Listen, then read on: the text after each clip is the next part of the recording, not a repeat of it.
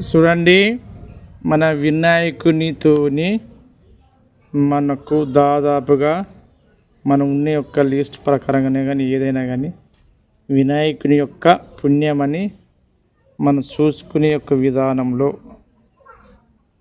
మేము ఉన్న లిస్టులో చూడండి, రింగ్ అవుట్ చేసుకున్నది అశ్వత అర్జున పత్రము, అశ్వత పత్రము, అర్కపత్రము, శ్యామపత్రము, గంటిక పత్రం అంటే దేవకాంచన యొక్క చెట్టు గురించి, థైరాయిడ్, ఇంకా శరీరం యొక్క స్త్రీ కథ గురించి, స్త్రీలలో చెప్పబోయేది గొప్ప దాని గురించి. చూడండి, ఇదొక్కటి ఎన్ని పత్రంలో వచ్చింది చూడండి. ఇవి 21 చెట్లు దాదాపుగా మన యొక్క 11 రోజుల కన్నా 8 రోజుల కన్నా చెట్ల లిస్ట్ పరంగా కనుక మనం ఉపయోగించుకుంటే, ఈ ప్రకృతిలో ఏ చెట్లైనా లేకుండా ఈ చెట్లను కనుక స్వీకరించుకుంటే ఆటోమేటిక్గా మన శరీరంలో ఉన్న వ్యాధులను పరాదన కొట్టొచ్చండి. అంత అతి ముఖ్యమైనదన్నమాట ఈ యొక్క చెట్లు. అందరికీ నమస్కారం.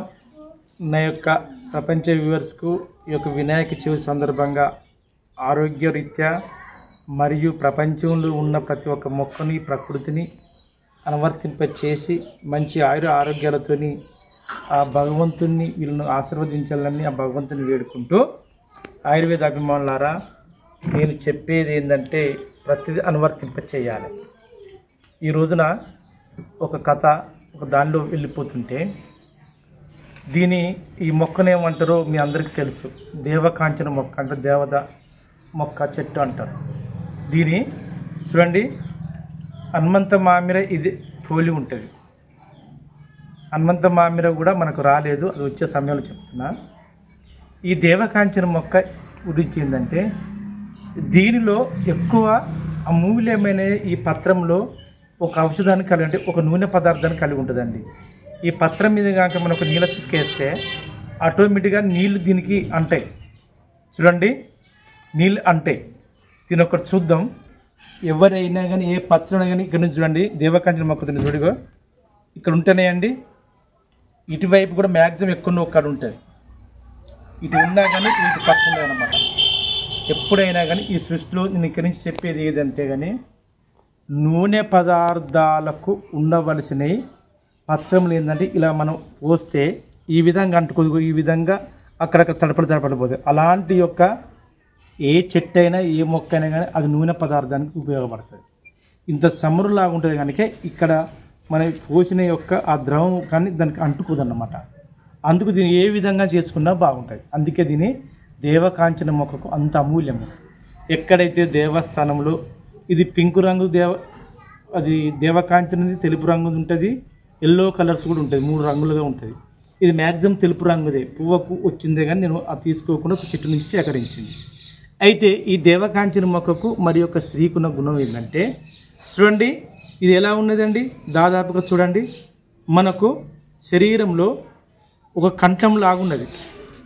ఇక్కడ చూడండి, కంఠం లాగా ఇట్ట థైరాయిడ్, సాహస చక్రము, అజ్ఞా చక్రము, విశుద్ధ చక్రం. చూడండి, ఎక్కడైతే థైరాయిడ్ గ్లాండ్స్ ఉంటాయో ఈ థైరాయిడ్ లాగానే ఉన్నది. అంటే స్త్రీకి ఈ యొక్క దేవకాంచన మొక్క అమూల్యమైనది. మన శరీరంలో కానీ ఎలాంటి యొక్క థైరాయిడ్ ప్రాబ్లమ్స్ ఉంటే అలాంటి థైరాయిడ్ను చీల్చి చెండాడే మొక్క ఏంటంటే దేవకాంచ మొక్క. అందుకే దీనికి అంత అమూల్యమైన శక్తి ఉంటుంది. ఆయుర్వేద అభిమానులారా, కొద్ది పురాతన కాలంలో ఒక స్త్రీకి ఒక విడనాడి బంధం కష్టం వచ్చిందట. ఆ కష్టానికి ఎదుర్కొంటూ ప్రకృతిలో ఉన్న ఒక చెట్లనన్నీ ఏం చేయాలి, ఆమె కష్టమని తెలియదు.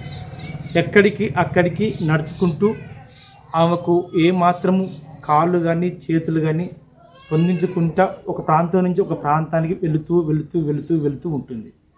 ప్రకృతిలో ప్రతి ఒక్క చెట్టును కానీ ప్రతి ఒక్క దాన్ని తాకుతుంది. తాకినా కానీ ఆమె బలువుగానే ఆమె శరీరంలో ఎక్కడికక్కడి కట్లాగా ఉండి, మన స్ప్రింగ్ యాక్షన్ రాకుండా మన శరీరం బాగా బరువుగా ఉండి, మన శరీరంలో ఎక్కువ శాతము రక్తంలో మలిన పదార్థంగా ఎప్పుడైతే తయారవుతుందో ఆ థైరాయిడ్గా వచ్చిన ఒక మార్పునే మన ఒక థైరాయిడ్ లాగా ఉంటాం. ఆ థైరాయిడ్ అని ఇప్పుడు మనం తెలుసుకుంటున్నాం, కానీ ఆ కాలంలో ఆ యొక్క స్త్రీకి ఎలాంటి తెలియదు. ఒక అడవి ప్రాంతం నుంచి వెళుతూ ఉంటుంది. ఒక చెట్టు నుంచి ఇంకో చెట్టు నుంచి ఒక చెట్టు దగ్గరికి వెళ్ళింది. ఏదో ఒక ప్రాంతంలో లేక గృహ ప్రాంతంలో లేక ఒక చెట్టు ప్రాంతంలో ఆ ఒక చిట్కాలో ఒక 5 నిమిషాలు వెళుతూ ఉంటే నడుస్తుంటే ఒక మొసలాగా అలసటలాగా వచ్చి ఆడ కొద్ది కాలం విశ్రాంతి తీసుకున్నది. చూడండి మంచి ఎంత అంటే విశ్రాంతి తీసుకున్నది. ఆ విశ్రాంతి తీసుకున్న సమయంలో కూర్చున్నదో నిలబడి అంటే కొద్ది కాలం రెస్ట్ తీసుకున్నది. ఆ లేచిన తర్వాత ఎప్పుడైతే చేతులు కానీ కాళ్ళు కానీ స్పర్శ లేకుండా మంచి యొక్క ఆధీనంలోకి వచ్చి స్త్రీగా నడిచిందో ఆమెకి ఏదో మరి దేంతో లేచినా అని తిరిగి చూత్తరగానే ఈ యొక్క చెట్టులు ఆకులు కనబడ్డాయట. అరే ఇదేంది ఇది ఒక చెట్టుతో ఉన్నది ఏందని ఆ చెట్టుకే ఎప్పటికీ ఏం చేసి ఆమె నిత్యం పూజ చేసింది. అందుకే దేవతల లోకంలో దిగి వచ్చిన దేవికి ఒక దేవిలాగా ఒక స్త్రీకి ఒక వరంలాగా ఇచ్చినదే ఈ దేవకాంచన మొక్క. అందుకే దేవకాంచన మొక్క వచ్చింది. ఎప్పుడైతే ఏ స్త్రీలో గాంక కష్టాల నుంచి ఆమె శరీరంలో ఉన్న ఒడదొడుకులను చీల్చి చెండాడి చివరికి ఆ యొక్క మొక్కతోనే ఆమె బాగుపడ్డదో ఆ బాగుపరిచిన యొక్క దాని యొక్క ఫలితంతోనే ఈ దేవకాంచన మొక్కకు అంత ప్రాముఖ్యత వచ్చింది. అంటే రండి ఆయుర్వేద ధర్మాలారా, ప్రతి మొక్క ఒక ఆయిల్ పదార్థంతో కలిసి ఉన్నది. దీనిలో ఈ యొక్క థైరాయిడ్ హైయర్ థైరాయిడ్ అని చెప్పుకుంటూ పోయినా ఎప్పుడైతే మనకు థైరాయిడ్లో ఉండవలసిన యొక్క రీడింగ్ ప్రకారంగా ఎక్కువ ఉన్న థైరాయిడ్ని తక్కువ ఉన్నదాన్ని హైయర్ థైరాయిడ్గా మనం పరిగణలోకి తీసుకున్నప్పుడు ఎప్పుడైతే థైరాయిడ్ కనుక మన శరీరంలో ఎప్పుడైతే ఎక్కువగా కాలం నుంచి మన శరీరం మీద చేసిందో దానివల్ల మన శరీరంలో ఉండవలసిన రక్తం దాదాపు 40-60% మలినం అవుతుంది.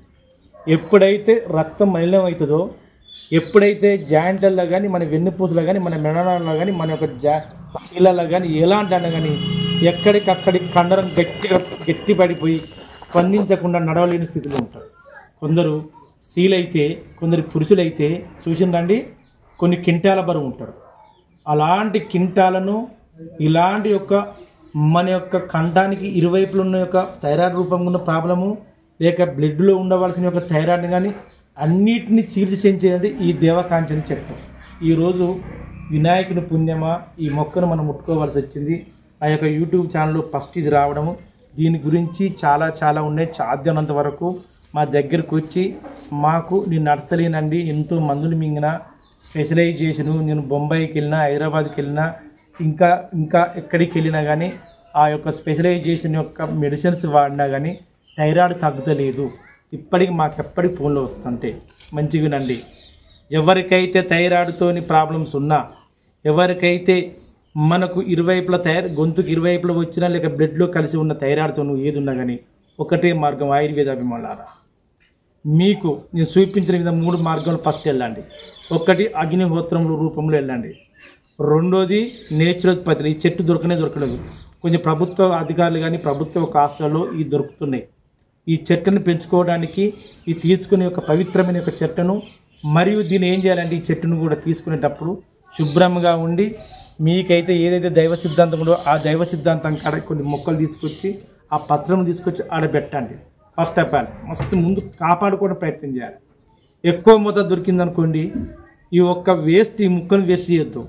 మన చుట్టూ ఉన్న ప్రదేశాల్లో మనం కూర్చున్న కాడ మనకు అనువర్తింపగా చేసుకుని నేచురోపతిలాగా చేసుకుంటే ఇటు అగ్నిహోత్రంతో ఇటు నేచురోపతితో మీకు తోచినంత ఒక ఏది మన యొక్క ఆయిల్ పులింగ్లా చేసుకుంటే ఎలాంటి థైరాయిడ్లో లోపమున్న ఏదున్నా పటాపంచలు చేస్తుందండి. అంత అమూల్యమైన. అంతేకాకుండా కొందరు కింటాల కొద్ది బరువు ఉంటారు నాలాగా. ఎంత అంటే దాదాపుగా 20-30 సంవత్సరాలు ఉంటాయి.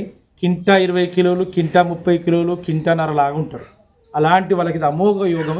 మంచిగా చెప్తున్నాండి ఆయుర్వేద ధర్మంలారా. పిరికొడు దోషుడు ఈ ఒక దేవకాంచి మొక్కలు పత్రములు తీసుకోండి. 3 ఇది ఎంత ఉన్నది ఇటు దోశలు అయితే పిరికి ఉంటాయి కదా ఈ 3 పిరికిళ్ళు తీసుకోండి. అరకిల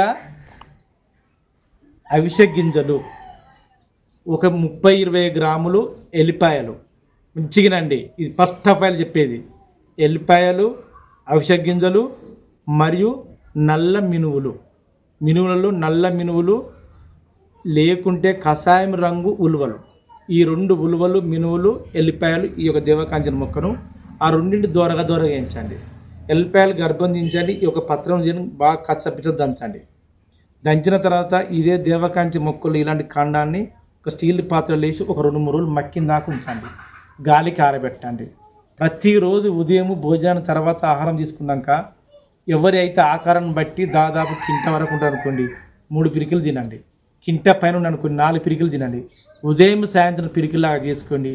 దీన్ని అగ్నిగోత్రం లాగా ఆయిల్ పుల్లింగ్ లాగా చేసుకుంటే నీకు ఎంతలా బరువు ఉన్నా, మన శరీరంలో ఎలాంటి అలసట ఉన్నా మొత్తం మన యొక్క నీరు పట్టిన మనిషిని కాక ఎండిపోయి చేసే శక్తివంతమైనది ఈ దేవకాంచి మొక్క. అంత అమూల్యమైన మొక్క అండి. ఎందుకంటే దీని గురించి కొన్ని యుగాల నుంచే ఎంతోమంది స్త్రీలు కానీ యుగ పురుషులు కానీ మహర్షులు కానీ గొప్ప గొప్ప యోగులు దీని గురించి పూజ చేసి ఆ పూజలో నిమగ్నమైనది ఒక్కటి ఇది.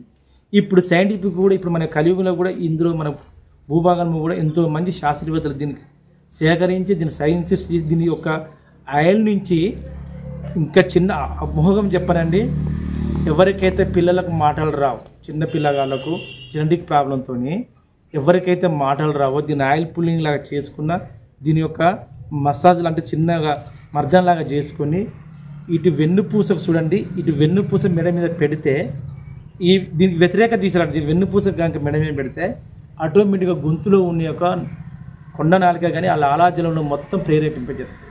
ఇటులాగా చేసుకుంటే అంతా బాగా దీనికి రోజు ఏ రోజు చిన్న దీన్ని చేసి గంధాలాగా నాలుక మీద రుద్దితే మాటలు రాని వాళ్ళకి ఖచ్చితంగా మాటలు వస్తాయండి. అంత అమూల్యమైనది అన్నమాట ఇది దేవకాంచన మొక్క.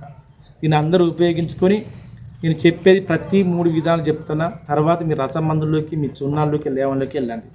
ఫస్ట్ ఆఫ్ ఆల్ అయితే అగ్నిహోత్రము మరియు నేచురోత్పత్తి ఆయిల్ పుల్లింగ్, తర్వాత నీకు ఆటోమేటిక్గా మీకు నచ్చిన యొక్క దీని విధానంకి వెళితే ఈ యావత్ ప్రపంచ లోకంలో ఉన్న వినాయక చవితి సందర్భంగా చేసుకునే 10 రోజులు కానీ 11 కానీ 13 కానీ 21 రోజు కానీ ఎవరైతే చేస్తారో వాళ్ళందరికీ ప్రకృతి సిద్ధమైన యొక్క వస్తువులతో చేస్తారో, అయితే ప్రకృతి సిద్ధమైన యొక్క విగ్రహాలు కానీ ప్రకృతి సిద్ధమైన వస్తువులు కానీ సహజ సిద్ధమైన యొక్క పంటలు కానీ అంతేకాకుండా ప్రకృతికి అనుకూలించే పదార్థాలే కానీ మరి మనకు శరీరాన్ని కనుక అనువర్తింపజేస్తే ఈ ప్రపంచ లోకంలో మరి ఒక్కటి మన శరీరాన్ని ఎదిరించే శక్తివంతం ఏది లేదు.